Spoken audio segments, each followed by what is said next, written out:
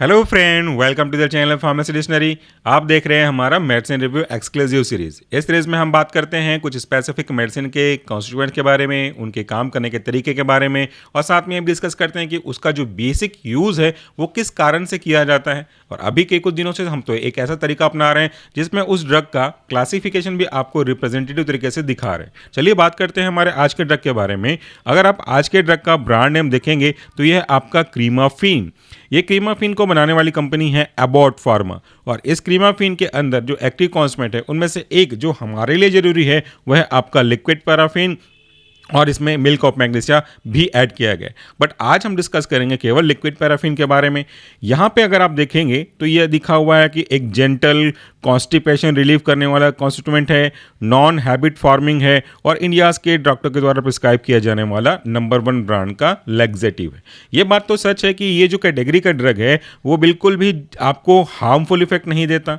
कोई परगेटिव जो ऐसे होते हैं स्टिमुलेट करते हैं वैसा पेन आपको कॉज नहीं करता, इरिटेशन कॉज नहीं करता, और सबसे अच्छी बात ये कोई हैबिट फॉर्म नहीं करता। और आपको पता है कि इसका यूज़ ऐसे व्यक्ति भी कर सकते हैं जिनको अभी अभी किसेंटी में कोई सर्जरी हुई हो, या जिनको कोई ऐसी प्रॉब्लम है जिनकी वजह से हार्ड स्टूल का होना सही नहीं है और जिनके लिए हम इरिटेटिव परगेटिव या स्टिमुलेंट परगेटिव का यूज़ नहीं कर सकते, उनके लिए भी ये रिकमेंड किया जाता है। क्रीमाफिन के और भी वेरिएंट आते हैं, क्रीमाफिन प्लस के नाम से भी आता है, वो आप अपने हिसाब से डॉक्टर के सजेशन पे देख सकते हैं।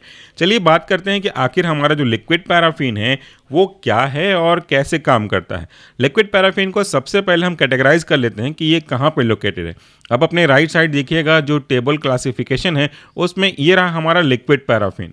तो ये एग्जांपल लिक्विड पैराफिन का किस सब क्लास के अंदर इंक्लूड किया गया है, ये इंक्लूड किया गया है स्टूल सॉफ्टनर के अंदर। और स्टूल सॉफ्टनर फिर से किसके अंदर इंक्लूड किया गया है, ये लैक्सेटिव के अंदर यूज़ किया गया है। तो सबसे पहले हम शुरू से समझेंगे ना, तभी तो क्लियर होगा हमारा कॉन्सेप्ट। लैक्सेटिव कहने का या परगेटिव कहने का मतलब ऐसे ड्रग से होता है जो कि आपके हार्ड स्टूल की प्रॉब्लम को सॉफ्ट स्टूल में कन्वर्ट कर देते हैं, यानी कि जो स्टूल को सॉफ्ट करके इनके इवैक्यूएशन में मदद करते हैं, इनको बाहर निकालने में मदद करते हैं, उसे ही हम लैक्सेटिव कहते हैं। हर बार जब भी कभी डिस्कस होगा एंटी कॉन्स्टिपेटिव ड्रग का तो उसका मैकेनिज्म ऑफ एक्शन जरूर डिस्कस करेंगे। तो अभी हम देखते हैं कि आखिर हमारे जो स्टूल की कंसिस्टेंसी है, कभी हार्ड हो जाता है, कभी बहुत पतला हो जाता है, तो कभी कॉन्स्टिपेशन कहलाता है जब हार्ड हो जाता है, कभी लूज मोशन कहलाता है। तो ये आखिर हार्ड या सॉफ्ट या वाटरी स्टूल बनने के पीछे क्या लॉजिक होता है, मैं आपको समझाता हूँ सिंपल तरीके से। अगर मैं ये एज्यूम करूँ कि ये जो आप चैनल देख रहे हैं ये आपका कोलोन पार्ट है, तो इफ़ इट इज़ कोलोन, अगर ये हमारा कोलोन पार्ट है तो इस पे देखो, जिसको हम लार्ज इंटेस्टाइन भी बोलते हैं, इसमें क्या सिस्टम होता रहता है। इसमें आपका अगर स्टूल पड़ा हुआ है यहाँ पे, तो इसके रेस्पेक्ट में दो चीज़ें होती हैं। मूवमेंट के रेस्पेक्ट अगर आप बात करोगे तो इसको मैं थोड़ा सा हटा देता हूँ। अब यहाँ पे मूवमेंट के रेस्पेक्ट में ये कि आपके इस जो लार्ज इंटेस्टाइन के सराउंडिंग में वाटर है वो एक केस में बाहर से अंदर आता है, केस नंबर 1। दूसरा केस ऐसा भी होता है कि अंदर जो वाटर है वो अब बाहर जाता है, ये केस नंबर 2 हो गया। दोनों केस में समझते हैं अलग अलग पैच को लेकर के कि कैसे ये चीज़ें आपके अफेक्ट करती होंगी स्टूल की कंसिस्टेंसी को। केस नंबर 1 को लेकर चलें तो फिर दो तरीके होंगे कि अगर ये जो आपका स्टूल है वो हार्ड इनफ है, मतलब बहुत हार्ड हो चुका है जिसके इवैक्यूएशन में प्रॉब्लम आ रही है, तो इन दिस केस ये आपका हार्ड स्टूल को डिनोट कर रहा है। तो अगर स्टूल हार्ड है और आप कोई ऐसी दवाई ले रहे हो जिसको लेने से ये जो वाटर का मूवमेंट है वो आपके इस लार्ज इंटेस्टाइन के अंदर होगा, तो अब ये वाटर क्या आ चुका अंदर, ये वाटर अब धीरे से इस हार्ड स्टूल के अंदर पेनिट्रेट करेगा, और वाटर जब अंदर जाएगा तो ये स्टूल कैसा होता जाएगा, अब ये सॉफ्ट हो जाएगा। तो अब हार्डनेस की प्रॉब्लम तो सॉल्व हो गई। लेकिन ये एक अच्छी बात है तब जब आपको हार्ड स्टूल की प्रॉब्लम हो, कॉन्स्टिपेशन की प्रॉब्लम हो। बट अगर कभी कभी ऐसा भी हो कि सब कुछ ठीक हो, स्टूल की कंसिस्टेंसी भी बराबर हो, ना हार्ड हो ना सॉफ्ट हो, उसके बावजूद भी ये एक नंबर का घटना घट रहा हो कि बाहर से वाटर आ रहा हो, तो इस पर बहुत सारे वाटर चले जाएंगे, तो वाटर का जो लेवल है स्टूल में वो काफ़ी हाई हो जाएगा, जिसकी वजह से स्टूल जो है बहुत ढीला हो जाएगा और हमको लूज मोशन पास करना पड़ेगा। ये केस नंबर 1 हुआ। और केस नंबर 2 जो कि इंपॉर्टेंट है आज के टॉपिक के रेस्पेक्ट में, आज के मेडिसिन के रेस्पेक्ट में, कि अगर अंदर का वाटर बाहर मूव कर रहा है तो इसमें यानी कि जो स्टूल में जो भी वाटर होगा वो भी बाहर चला जाएगा। तो अंदर का वाटर बाहर चला जाएगा तो जो स्टूल है वो धीरे धीरे हार्ड होता जाएगा ना। जैसे मिट्टी का लौंदा हम हर बार बोलते हैं एग्जाम्पल के रूप में, आपने कोई गाड़ी बनाने के लिए, कोई खिलौना बनाने के लिए, मिट्टी का बर्तन बनाने के लिए आपने मिट्टी को अच्छी कंसिस्टेंसी का गीला किया हुआ है। जब तक कंसिस्टेंसी अच्छी होगी अब आप आराम से उसको बना सकते हो। बहुत ढीला होगा तो वो भी नहीं बनेगा और बहुत हार्ड हो जाएगा तो भी नहीं बनेगा। अगर हार्ड हो रहा होगा तो थोड़ा सा पानी डाल करके आप गीला करोगे, और अगर बहुत ज़्यादा गीला हो गया होगा तो और मिट्टी डाल कर उसको थिकनेस करने की कोशिश करोगे। यही प्रिंसिपल है आपके स्टूल के स्टेबिलिटी वाले फॉर्म को अचीव करने का, दोनों के केस में। अब यहाँ पे देखिए, ये तो हमने समझ लिया कि भाई आखिर स्टूल हार्ड क्यों होता है, लेकिन ये भी समझ लो कि अगर स्टूल हार्ड हो जाएगा तो प्रॉब्लम क्यों होगी और क्यों इतना इंपॉर्टेंट कॉन्स्टिपेशन को ठीक करना। बहुत साधारण सा लगता है कॉन्स्टिपेशन, लेकिन इसकी प्रॉब्लम बहुत ज़्यादा है। अगर आप आगे देखोगे तो ये जो आपके एनोलेक्टल पार्ट में अगर स्टूल हार्ड हुआ तो इस तरीके से फ्रिक्शन होता हुआ जाएगा, और ये स्टूल फ्रिक्शन करते हुए आपके नीचे के इस सरफेस को टच करेगा, यहाँ पे जो आप देख रहे हैं, और यहाँ पे एक कट लगा देगा जिससे आपको काफ़ी ज़्यादा दर्द का एहसास होगा, चुभन का एहसास होगा, जो कि फिर फिशर के रूप में आगे आपको परेशान करेगा, लॉन्गिट्यूडनल कट लग जाएगा।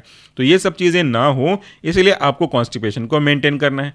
कॉन्स्टिपेशन को ठीक करने के लिए हमने जैसा कहा कि आपको लैक्सेटिव या इसी को परगेटिव या कैथार्टिक्स के नाम से जानते हैं। माइल्डर इन नेचर होगा तो लैक्सेटिव है, स्ट्रॉन्गर इन नेचर होगा तो परगेटिव है। तो इसको अलग अलग तरीके से क्लासीफाई किया गया है इनके काम करने के तरीके के हिसाब से। एक बार मैं ब्रीफिंग कर दूं, बस डिटेल पे नहीं जाऊंगा।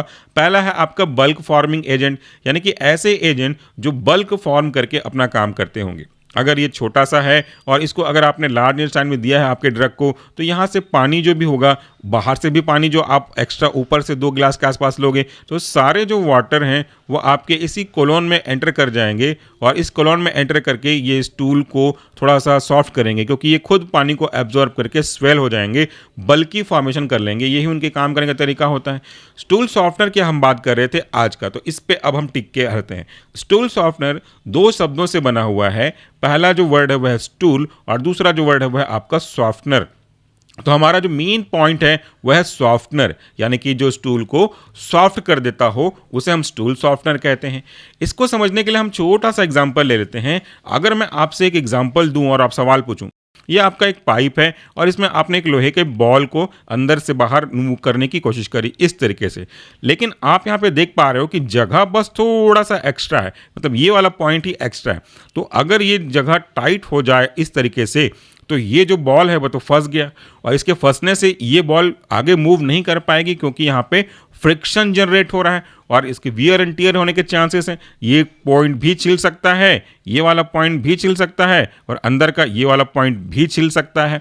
तो अब आप इसको तो बाहर भेजना चाहते हो, ऐसे में कैसे करोगे? आपके पास मैकेनिकल की बात करें, क्योंकि मैंने बात किया लोहे के सब्सटेंस में, तो मैकेनिकल के पॉइंट ऑफ व्यू से आप बात कर रहे हो। अब आपके पास एक ऑप्शन है कि आप इसी पाइप को ले लो पहले, ये सब चीज़ करने से पहले। अब आपके पास एक ल्यूब्रिकेंट आएगा। लुब्रिकेंट मतलब या तो आपका पास ऑयल होगा या तो ग्रीस होगा। अब उसको आप कैसे अप्लाई करोगे? मान लेता हूं कि आपने अंदर के सरफेस पे इस तरह की ग्रीसिंग अप्लाई कर दी। ये जो रेड कलर में आप देख रहे हो वो ग्रीसिंग है, आपने यहाँ पे ग्रीसिंग अप्लाई कर दी, ठीक है। तो ये जो हो गया ये आपका ऑयल सब्सटेंस हो गया, ऑयली सब्सटेंस या ग्रीसी सब्सटेंस हो गया। इसको मैं ऑयली सब्सटेंस ही लिख देता हूँ, ऑयली सब्सटेंस हो गया। अब क्या करेंगे? अब फिर से इसी को अगर आप पास करोगे तो देखो क्या होगा। अब अगर हमारा जो ये हार्ड मेटल का था वो इसको आप यहाँ से करोगे तो इन दोनों के बीच में जो फ्रिक्शन वाला पॉइंट था वो तो हट गया ना। तो इस तरीके से ये बड़ी आसानी से यहाँ मूव होता चलेगा, और सब कुछ पॉसिबल हुआ इस ल्यूब्रिकेशन की वजह से। तो यहाँ पे लिक्विड पैराफिन जो कि लिक्विड के फॉर्म में होगा, जो एक विस्कस सब्सटेंस है, स्टिकी सब्सटेंस है, चिपचिपा जिसको हम लोग बोलते हैं ऑयली सब्सटेंस है, वैसा का वैसा होगा।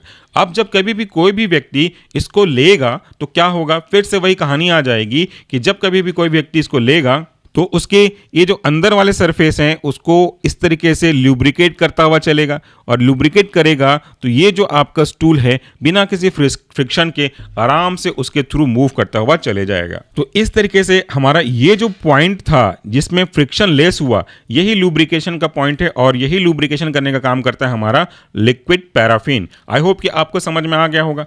अब एक चीज़ और देखिए कि आगे जो आपके ड्रग हैं वो कैसे कैसे काम करते हैं, इसी में आपको थोड़ा थोड़ा बता देता हूँ। जो ऑस्मोटिक परगेटिव है वो इस पे ये आपका कोलोन पार्ट है और ये आपका स्टूल पार्ट है। तो ऑस्मोटिक परगेटिव की ऑस्मोसिलिटी थोड़ी अच्छी होती है, इसलिए बाहर के वाटर को अपनी ओर अट्रैक्ट करते हैं और इससे जो वाटर है आपके इस कोलोन के पास में पहुंचता है और इस वाटर को इस टूल के पास ट्रांसफर करता है, जिससे वाटर जो धीरे धीरे हार्ड था वो सॉफ्ट बदलते जाता है और इसको फिर इवेक्यूएट करना आसान हो जाता है।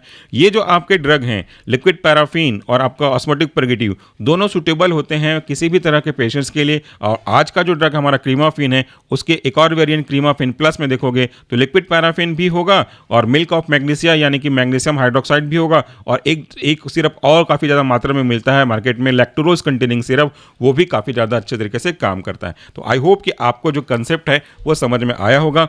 जाते जाते शॉर्ट में रिवाइज कर दूं कि अगर आपका कोलोन पार्ट है तो यहाँ पे हमारा जो लिक्विड पैराफिन है एक लुब्रिकेंट का काम करता है, एक ऑयली सब्सटेंस बनाने का काम करता है और इसमें से जो स्टूल है वो जब गुजरेगा तो फ्रिक्शन नहीं होगा क्योंकि ये लुब्रिकेशन का काम कर रहा है और इस तरीके से आपका स्टूल जो है आसानी से पास हो जाता है। आई होप कि आपको आज के ड्रग का जो कंसेप्ट है, काम करने का तरीका है, वो समझ में आया होगा। Thank you, take care.